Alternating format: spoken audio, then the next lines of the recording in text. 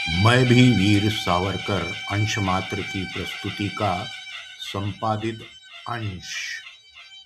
अभी आपको मैंने एक उदाहरण दिया मॉब साइकोलॉजी का, वही अक्सर होता आता है।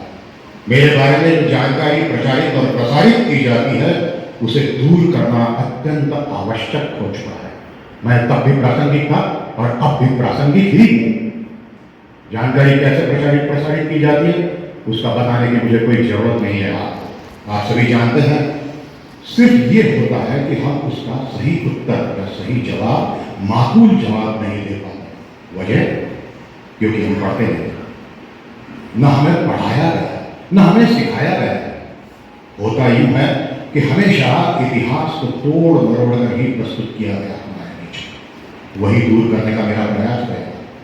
इस तकरीबन 1.25 से 1.5 घंटे के व्याख्यान के दौरान मैं आपको कुछ वास्तविक घटनाओं से अवगत कराऊंगा जिसके डॉक्यूमेंट्री एविडेंसेस, सबूत, पुरावे मौजूद। इसमें कोई भी ऐसी चीज नहीं है जिसके कागज उपलब्ध नहीं है या जिसकी आप जांच परख नहीं कर सकते।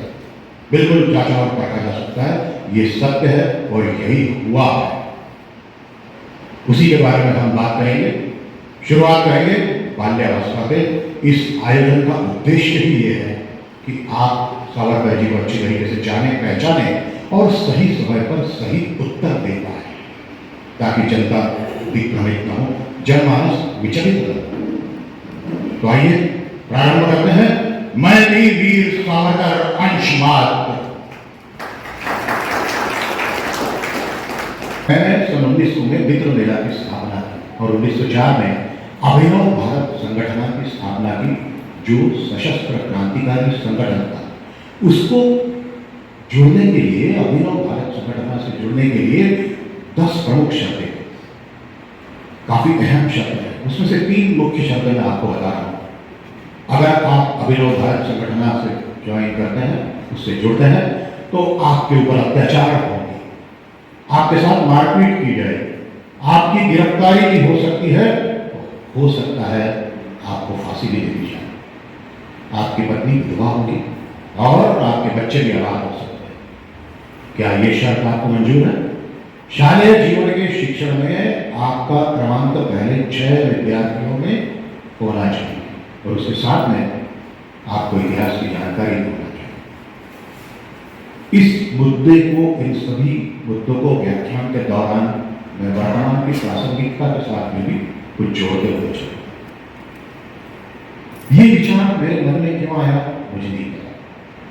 शायद मुझ पर परमपिता का आशीर्वाद था, जिसके कारण मैंने ये सोचा कि मेरे साथ में जो नवयुवक भर्ती होंगे, जो नवयुवक मेरे साथ में स्वतंत्रता के लिए प्रयत्न करेंगे, वे कुशाग्र हो, बुद्धिमान और होशियार हो, प्राणार्पण करने के लिए तैयार।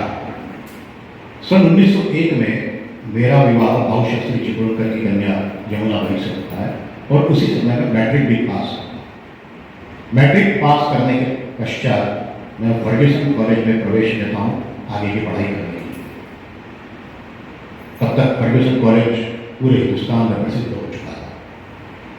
वहां पर प्रवेश लेने के पश्चात मेरी विद्वता, मेरी बुद्धिमत्ता, मेरे लेखन कार्य और मेरी भाषा शैली और स्वतंत्रता के प्रति समर्पण के भाव से मेरे साथ में कई साथी जुड़ते हैं और एक सावरकर कैंप तैयार हो जाता है। छत्रपति शिवाजी महाराज मेरे आदर्श थे, तो वहीं लोकमान्य बाल गंगाधर तिलक मेरे राजनीति के गुरु थे। विचार विमर्श करने के लिए हम लोकमान्य तिलक जी के पास में जाते हैं। वे हमें बधाई देते हैं और कहते हैं आगे क्या कार्य योजना बनाइए आप। मेरे संगी साथी और मैं कहता हूँ कि तिलक जी अगर आप आशीर्वाद दें तो हम विदेशी कपड़ों की होली जलाना चाहते हैं। तिलक साहब कहते हैं जरूर जलाइए, पर विनायक ध्यान रखना आपकी कपड़ों की टोकरी भरी हुई ना हो, बस टोकरी भर कपड़े नहीं होना चाहिए।